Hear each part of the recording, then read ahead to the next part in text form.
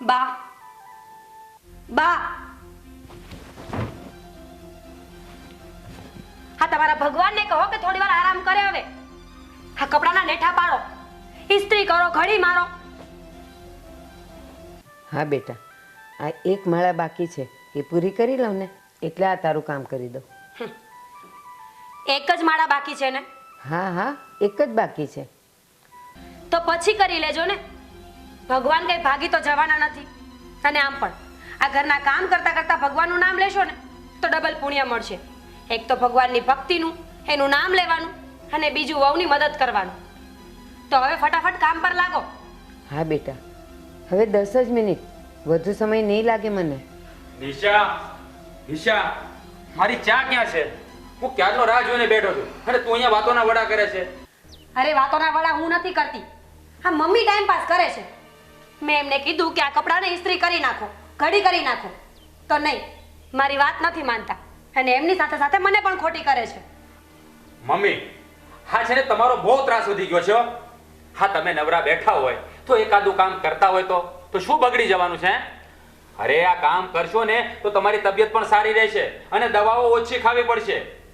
પણ બેટા, પેલા પૂરી વાત તો સાંભળી લે. મેં એને કામ કરવાની ના નથી પાડી, બસ મેં એમ કીધું 5-10 મિનિટમાં કરી આપું છું. એમાં શું ખોટું કીધું? હા, પછીના કામ પછીમાં જ આવશે. અને તમે આ એક કામમાં લેટ કરો ને મમ્મી, એટલે એની પાછળના બધા કામમાં મારે લેટ થઈ જાય છે. તમને ખબર નથી પડતી કે તમે જ્યાં સુધી ઇસ્ત્રી નહીં કરો ને ત્યાં સુધી આ કપડાં હું ગોઠવી નહીં શકું. મારે મોડું થાય છે. આ નિશાની વાત છે ને સાવ સાચી છે. ખોટે ખોટી મગજમારી કરો છો તમે. આ એક કામ લેટ કરવાથી પાછળના બધા કામ અટવાઈ જાય છે. બેટા, હું મગજમારી કરું છું? હવે તમે જાવ ને અહીંયાથી ઊભા થઈને.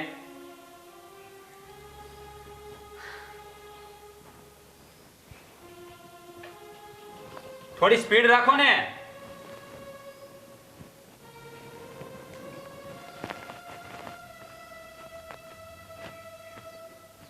અને થોડા વ્યવસ્થિત. હવે તું મને કપ ચા બનાવી દે, મારે આમ પણ લેટ થાય છે. બનાવી આપું છું.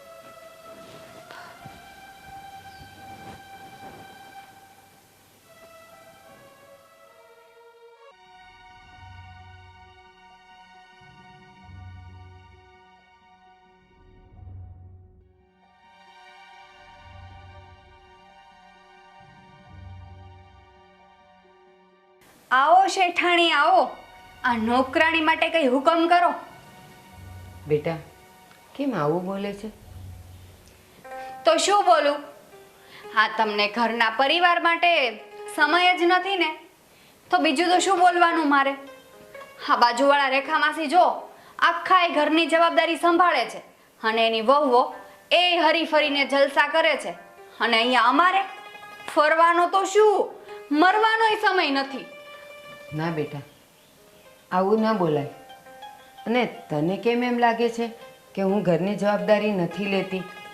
પણ બેટા, આ તો મને તમારા પર ભરોસો છે ને એટલે હું તમારા કામમાં માથું નથી મારતી. અરે વાહ વાહ, માનવું પડે હો મમ્મી. કેટલું આસાનીથી સંભળાવી દીધું કે તમારે જે કામ કરવું હોય ને એ કરો. હા, ભૂલ આવશે ને તો હું કહીશ, એટલે તમે અમારી ભૂલો કાઢવા બેઠા છો એમ ને? બેટા, મને તો એ સમજ નથી પડતી કે શા માટે તમે બધી વાતના ઉલટા જ અર્થ કાઢો છો. તમને વાંધો શું છે? વાંધો શું છે એમ ને? જાણવું જ છે ને તમારે તો સાંભળો. તમે આખો દિવસ આ ઘરના કામ છોડીને ભગવાનની સેવા પૂજામાં લાગ્યા રહો છો, એ અમને વાંધો છે. હા, એ અમને જરાય પોસાતું નથી. સારું બેટા, કાલથી હું સવારે વહેલી ઉઠીને મારી પાઠ પૂજા બધું પતાવી દઈશ. હા, તમને તો એક કોઈ વાતે પહોંચાતું નથી. ખબર નહીં, સવાર સવારમાં દિવસ ખરાબ કરવા આવી જાય.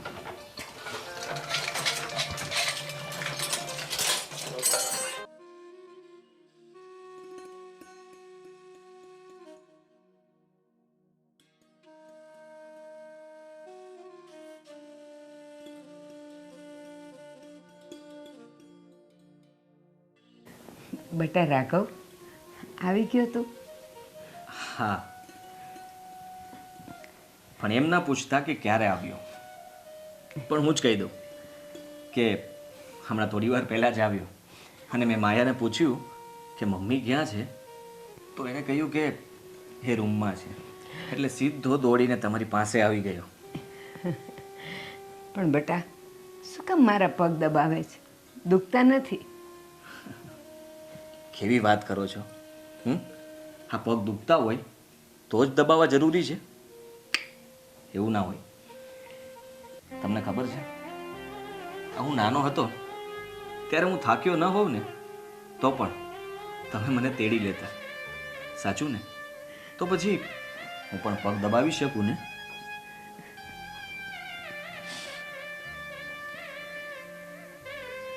શું થયું?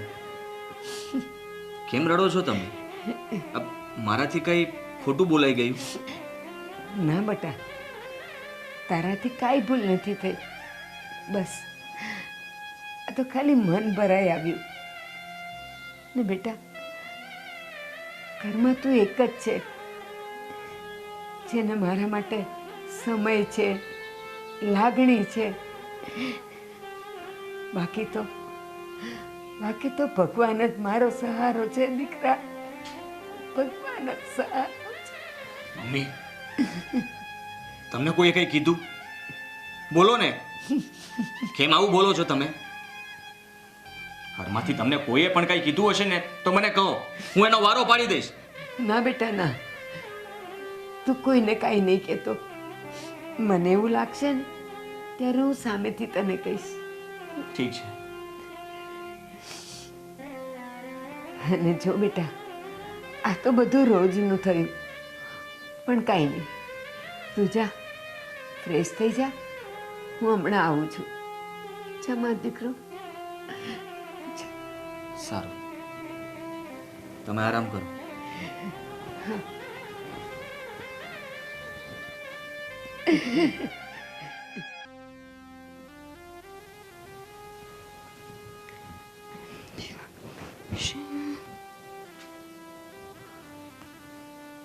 ક્યાં ખોવાયેલા છો પતિદેવ? ક્યાંય નહીં. બોલ. પાકું બોલું?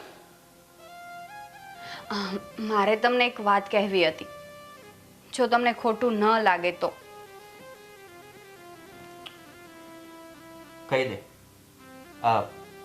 ખોટું તો નહીં લાગે, પણ જો વાત ખોટી હશે તો હું માનીશ પણ નહીં. અને હા, એ પછી મારે પણ તને એક વાત કહેવી છે. ઓકે, તો પહેલા તમે કહો, પછી હું કહું. ના, તે પહેલા કહ્યું ને, તો હું તારી વાત પહેલા સાંભળીશ અને પછી હું મારી વાત જણાવીશ. તમે તો જાણો જ છો ને, આ મમ્મીનો સ્વભાવ પૂરેપૂરો ભક્તિભાવ વાળો છે. એના લીધે અમે ઘરમાં કીટી પાર્ટી પણ નથી કરી શકતા. તો આપણે મમ્મીને છે ને બીજે શિફ્ટ કરી દઈએ, એટલે મમ્મી આખો દિવસ એના પૂજા પાઠ કર્યા કરે અને અમે અહીંયાથી છૂટથી રહી શકીએ. શિફ્ટ એટલે શું? મમ્મીને બીજે મોકલવાની વાત કરે છે? હા, સમજાય એવી રીતે વાત કર ને. કહેવા શું માંગે છે તું? આપણે મમ્મીને ઓલ્ડ એજ હોમમાં શિફ્ટ કરી દઈએ તો? બસ. હા, બસ. હવે એક શબ્દ પણ આગળ ના બોલતી. મને બધી જ ખબર હતી કે તું શું કહેવા માંગે છે, પણ હું તારા મોઢે સાંભળવા માંગતો હતો. તું પણ મારી વાત સાંભળી લે. હા, મમ્મી ક્યાં તમને નડે છે? ક્યાં તમારી વચ્ચે આવે છે? મમ્મી આ ઘરમાંથી ક્યાંય નહીં જાય. આ વાત યાદ રાખજે. હા, મમ્મીના સ્વભાવના લીધે અમારી કોઈ ફ્રેન્ડ ઘરે પણ નથી આવતી, ખબર છે તમને? હા, તો ન આવે ને, એમની મરજી. અને હા, મમ્મીનો સ્વભાવ એટલે શું? સારો સ્વભાવ હોવો એ ખરાબ વાત છે? ધાર્મિક અને આસ્તિક હોવું એ ગુનો છે? હું તો તમને બસ ખાલી કહેવા માંગતી હતી. બસ, હવે મારે આ વિષય ઉપર આગળ કંઈ નથી સાંભળવું. પણ તમે કંઈ કહેવાના હતા ને, એ વાત તો કરો મને. હવે એનો કોઈ અર્થ જ નથી રહ્યો. હું તને એમ કહેવાનો હતો કે તું મમ્મીનું ધ્યાન રાખજે, પણ ઉલટાની તું તો મમ્મીને આ ઘરમાં જ નથી રાખવા માંગતી.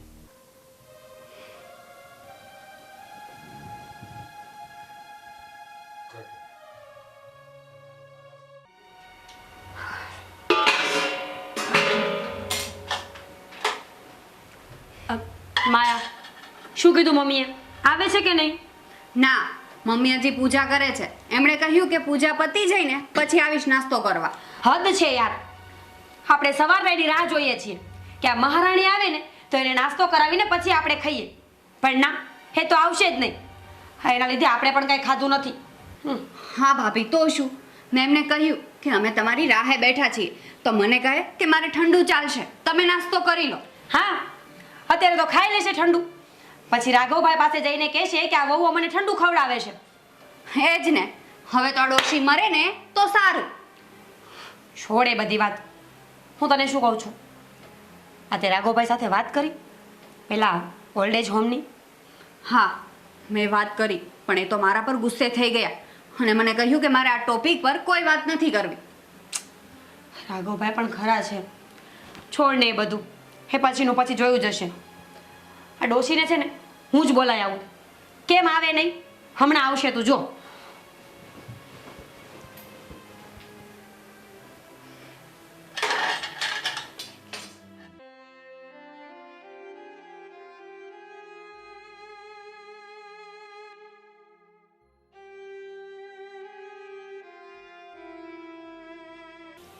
મમ્મી ચલો અંદર આવીને નાસ્તો કરી લો, એટલે અમે પણ ખાવા ભેળા થઈએ.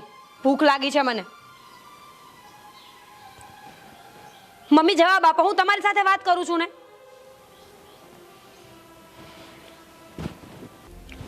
દોશી સમજાતું નથી, ચારની રાડો પાડું છું અહીંયા હું. અને નિશા, તને કેમ નથી સમજાતું કે કોઈ પૂજા કરતું હોય, ધ્યાનમાં બેઠું હોય તો એને ટોકાય નહીં, પાપ લાગે? એ ભલે લાગે, પાપ લાગવું હોય ને તો ભલે લાગે. આજથી તમારા પૂજા, કીર્તન, ભજન બધું જ બંધ. અને એમ છતાં માન્યા નથી ને તો આમ જ હેરાન કરીશ રોજ, પછી કહેતા નહીં. માફ કરજો વહુ, પણ હું મારી ભક્તિ નહીં છોડી શકું. તમારે જે કરવું હોય એ કરજો. ચાલો ઊભા થઈને અંદર ચાલો મારી સાથે. ચારની કહું છું, સમજાતું નથી? હા, અમે છે ને કઈ તમારા માટે નવરા નથી. તું જા અહીંયાથી, મારે નથી ખાવું. હું મારા રૂમમાં જઈને આરામ કરું. તો રેજો ભૂખ્યા. હવે છે ને કોઈ ખાવાનું નહીં આપે. જાવ, રૂમમાં જાવું છે ને, આરામ કરવો છે.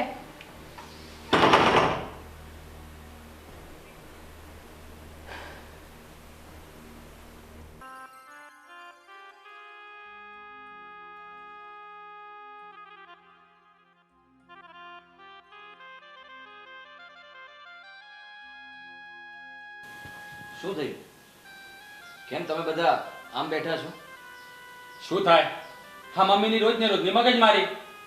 ખાધા પીધા વગરના સવારના બેઠા છે, કોઈનું માનતા પણ નથી. મમ્મી ક્યાં છે? એના રૂમમાં છે? હા. તો તમે એમને બોલાવવા ના ગયા? હું શું બોલાવવા જાઉં? હે, હા, નિશા બોલાવવા ગઈ હતી તો ચોખ્ખી ના પાડી દીધી અને એના રૂમમાં જઈને બેસી ગયા ભક્તિ કરવા. મમ્મીએ પણ છે ને હદ કરી નાખી છે. લ્યો.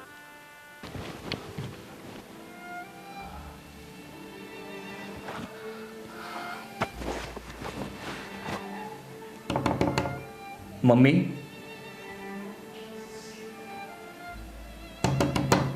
મમ્મી, મમ્મી, દરવાજો ખોલો.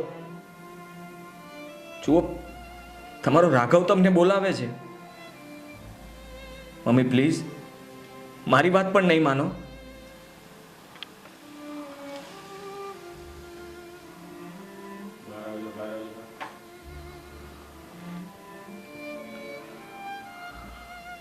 શું થયું છે?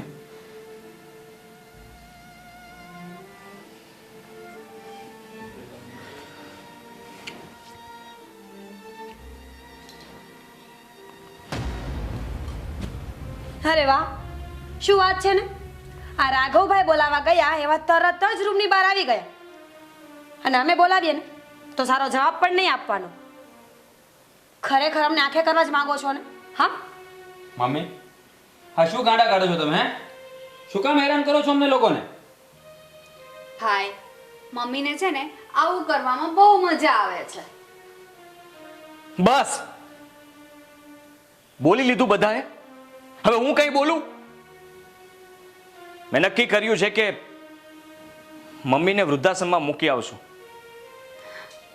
વાહ, તો ફાઇનલી તમને અમારી વાત સમજાઈ ગઈ એમ ને? ના,